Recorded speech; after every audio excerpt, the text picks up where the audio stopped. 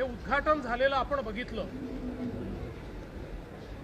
आज वेव्सच्या निमित्ताने महाराष्ट्र सरकारने काही अत्यंत महत्त्वाचे एमओयूज केलेले आहेत, ज्याच्यामध्ये सगळ्यात महत्त्वाचा एनएसईने वेव्स इंडेक्स सुरू केलेला आहे। 43 कंपनीज ज्या या एव्हीजीसीच्या क्षेत्रातल्या आहेत, या कंपन्यांचा तो इंडेक्स सुरू झालेला आहे आणि त्यामुळे या क्षेत्रामध्ये गुंतवणुकीकरता आणि एकूणच फायनान्शियल इकोसिस्टम तयार करण्याकरता एक अत्यंत महत्त्वपूर्ण अशा प्रकारचे पाऊल उचललं गेलेलं आहे। मी तर असं म्हणेन की वेव्सच्या यशामधलं एक हा मुकुटमणी आहे की एनएसईने हा वेव्स इंडेक्स या ठिकाणी सुरू केलेला आहे। यासोबत आज आपण 2 युनिव्हर्सिटीज सोबत एमओयू केलेला आहे। आपल्याला कल्पना आहे की नवीन शैक्षणिक धोरणाच्या अंतर्गत फॉरेन युनिव्हर्सिटीजला आपल्या देशामध्ये कॅम्पस उघडण्याची परवानगी मिळाली आणि म्हणून आपण नवी मुंबई इथे सिडकोच्या पुढाकाराने एज्यू सिटी तयार करतोय। या एज्यू सिटीमध्ये 10 ते 12 जगातल्या बेस्ट युनिव्हर्सिटीज आपण त्या ठिकाणी आणणार आहोत। ज्या युनिव्हर्सिटीजचं हाय रँकिंग आहे, जगातल्या पहिल्या 100 रँक्समध्ये वेगवेगळ्या कॅटेगरीज ज्या येतात, अशा प्रकारच्या या युनिव्हर्सिटीज आपण त्या ठिकाणी आणतो। अशाच 2 युनिव्हर्सिटीजशी आज आपला टायअप झालेला आहे। युनिव्हर्सिटी ऑफ वेस्टर्न ऑस्ट्रेलिया, जी ऑस्ट्रेलियातली युनिव्हर्सिटी आहे, आणि युनिव्हर्सिटी ऑफ यॉर्क, जी UK मधली पहिल्या 4 युनिव्हर्सिटीमधली एक युनिव्हर्सिटी आहे। अशा या दोन्ही युनिव्हर्सिटीज आपला कॅम्पस त्या ठिकाणी तयार करणार आहेत।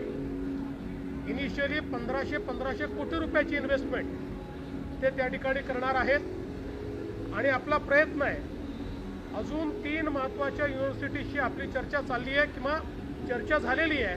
फक्त UGCतनं त्यांचं क्लिअरन्स यायचं आहे आणि त्याच्या व्यतिरिक्त अजून 5 युनिव्हर्सिटीशी आपली प्राथमिक चर्चा चाललेली आहे। त्यामुळे देशातलं वर्ल्ड युनिव्हर्सिटीज असलेलं पहिलं कॅम्पस हे नवी मुंबईमध्ये आपण सुरू करतो आणि त्याचे आज पहिले 2 एमओयू या ठिकाणी आपण केले आहेत। यासोबत आपण प्राईम फोकस सोबत एक एमओयू केला आहे, ज्याच्यामध्ये प्राईम फोकस एक फिल्म सिटी या ठिकाणी तयार करते आहे, ज्याच्यामध्ये जवळपास 3000 कोटी रुपयाची इन्व्हेस्टमेंट ते करणार आहेत। 2500 लोकांना त्यातनं थेट रोजगार मिळणार आहे आणि इनडायरेक्ट किमान 10,000 लोकांना रोजगार मिळेल। अशा प्रकारची ही जी काही एक फॅसिलिटी ते तयार करतायत, AI पॉवर्ड आणि जगातली बेस्ट टेक्नॉलॉजी ही त्या ठिकाणी असणार आहे। त्यामुळे प्रोडक्शन किंवा फिल्म शूटिंग किंवा अलीकडच्या काळामध्ये आपल्याला माहिती आहे, आपण इथे देखील लावून ठेवलेलं आहे की कुठेही शूटिंग करून कुठलाही सीन दाखवता येतो, अशी आता टेक्नॉलॉजी आहे। या सगळ्या टेक्नॉलॉजीज म्हणजे जगातली जी सगळ्यात एक्सपेन्सिव्ह आणि टेक्नॉलॉजिकली सगळ्यात अहेड पुढची जी कुठली फिल्म आहे, ती फिल्म देखील या ठिकाणी शूट करता येईल, इतकं ॲडव्हान्स्ड अशा प्रकारचा स्टुडिओ हा प्राईम फोकस तयार करत आहे। आणि यासोबत अजून एक असाच एमओयू आपला गोदरेज सोबत झालेला आहे, जे एक त्यांची स्वतंत्र फिल्म सिटी पनवेलला तयार करत आहेत।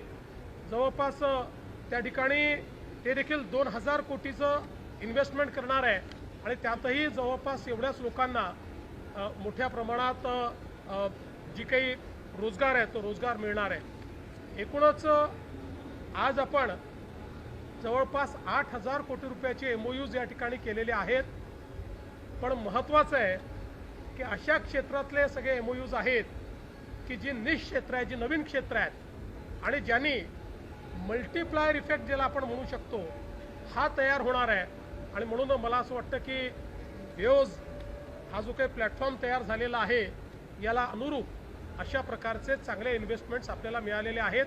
याच्या व्यतिरिक्त अनेक लोकांशी या निमित्ताने चर्चा झालेल्या आहेत ज्या पुढच्या काळामध्ये फलदायी झालेल्या आपल्याला पाहायला मिळतील.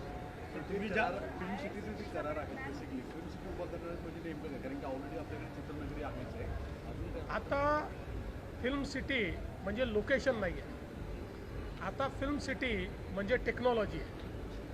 आणि ही जी टेक्नॉलॉजी आहे ही सगळी असलेली ही फिल्म सिटी असणार आहे, ज्याच्यामध्ये अर्थातच त्या ठिकाणी शूटिंगपासनं प्रोडक्शन पोस्ट प्रोडक्शन सगळ्या गोष्टी करता इकोसिस्टीम त्या ठिकाणी असतं. सर तुम्ही ज्या पद्धतीने युनिव्हर्सिटी सांगितलेल्या आहेत त्या युनिव्हर्सिटी कशा पद्धतीने येऊ असं आहे की या युनिव्हर्सिटीज त्यांचं ऑफशोर कॅम्पस हे आता मुंबईमध्ये तयार करतील. म्हणजे त्या फुल फ्लेजेड युनिव्हर्सिटीज या ठिकाणी येत आहेत.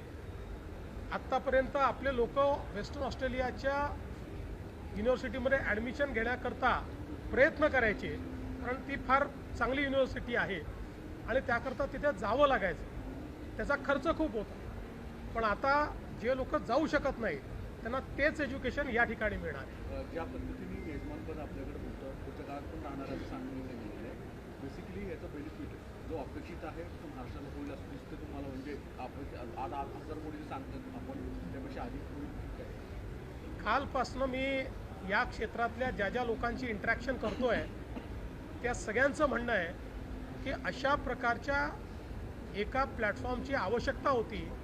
कारण आज फास्टेस्ट ग्रोईंग इकॉनॉमी जर कुठली असेल तर ती ही AVGCची जी इकॉनॉमी आहे ही फास्टेस्ट ग्रोईंग इकॉनॉमी आहे. सर्वात जास्त रोजगाराची संधी या इकोसिस्टीमने तयार होते आहे आणि याच्यामध्ये पहिल्यांदा भारताला लीड करण्याची संधी आहे.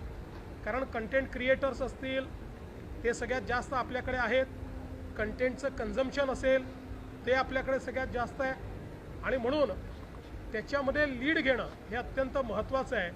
आणि या वेव्जमुळे तेच आपण या ठिकाणी घेऊ शकलेलो आहोत आणि मुंबई या AVGCच्या रिव्होल्युशनची एक अघोषित राजधानी आता या इव्हेंटमुळे झालेली आहे. सर दुसरीकडे AI वगैरे जे सॉफ्टवेअर वगैरे येत आहेत त्या संदर्भामध्ये काही वेगळे बोलणी झाली आहेत का? AIचे सॉफ्टवेअर आहेत त्यामुळे ऑपरेशन जे सॉफ्टवेअर आणखी त्या सगळ्या संदर्भात याच्यामध्ये AIच आहे. आपण जर बघितलं तर याच्यामध्ये प्रत्येक गोष्टीत आपल्याला AIचा वापर दिसेल. त्यामुळे ही सगळा हा जो इकोसिस्टीम आहे इकोसिस्टीमच AI पॉवर्ड इकोसिस्टीम आहे. जसं आता आपण जे 2 स्टुडिओज आत्ता अनाऊन्स केले हे दोन्ही स्टुडिओज AI पॉवर्ड स्टुडिओज आहेत. सर हिंदी में जानना चाहेंगे। मुझे बहुत खुशी है कि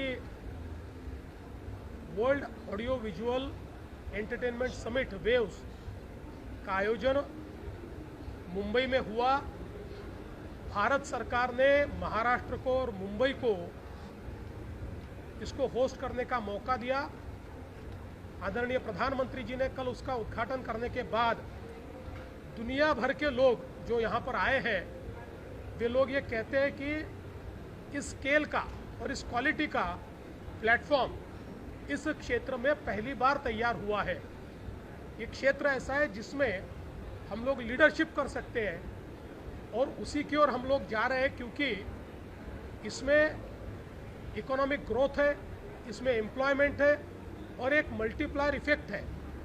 और इसी के चलते हमारे वेव्स के प्लेटफॉर्म पर कुछ बहुत अच्छे MOUs हुए हैं, जिसमें पहला आज NSE ने एक वेव्स इंडेक्स शुरू किया है. 43 कंपनीज जो है AVGC की, इनका ये इंडेक्स शुरू हुआ है. इससे इस क्षेत्र में निवेश की इकोसिस्टम को खड़ा करने के लिए एक बहुत बड़ा फ़ायदा होगा. और मैं तो ऐसा मानता हूँ कि इसकी जो सफलताएं हैं वेव्स की, उसमें से एक बड़ी सफलता ये वेव्स इंडेक्स के रूप में हम लोगों ने यहाँ पर शुरू की है.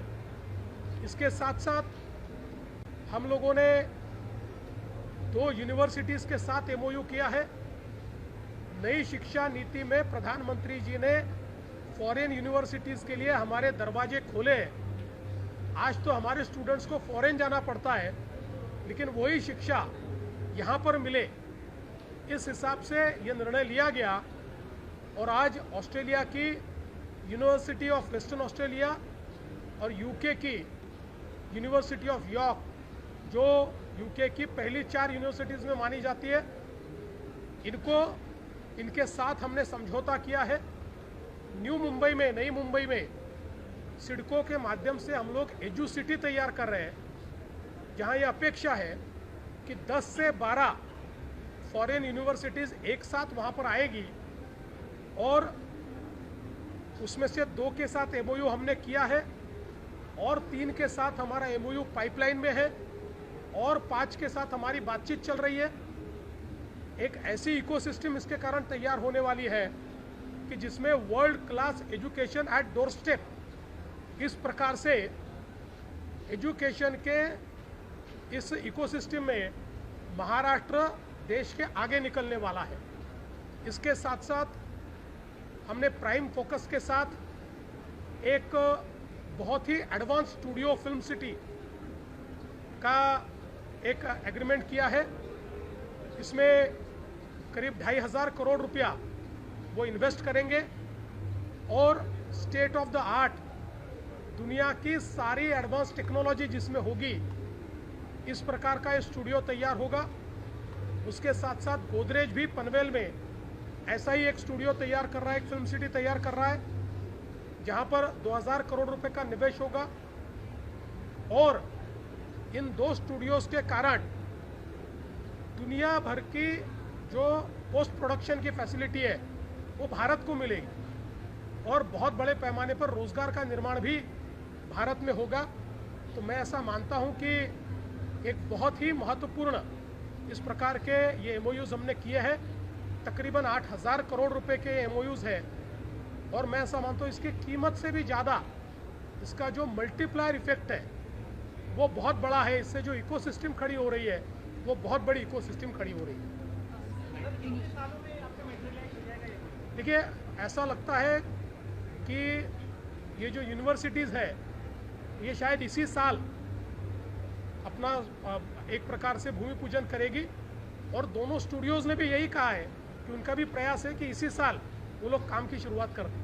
Considering the common people who are unable to afford foreign universities, how important are these MOUs and how it will change the Maharashtra situation? देखिए, मैं ऐसा मानता हूँ कि आज हमारे देश से बहुत ज़्यादा पैमाने पर हमारी युवा शक्ति विदेशों में सीखने के लिए जाती है।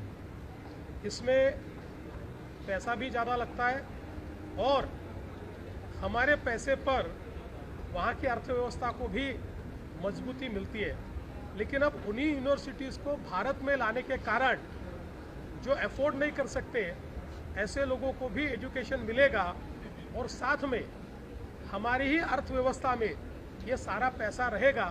तो इसका एक डबल इफेक्ट हमको देखने को मिलता है। Sir, being an influencer is rising a lot, but do you think this is something that can be taken as a long-term career by Gen Z and other people?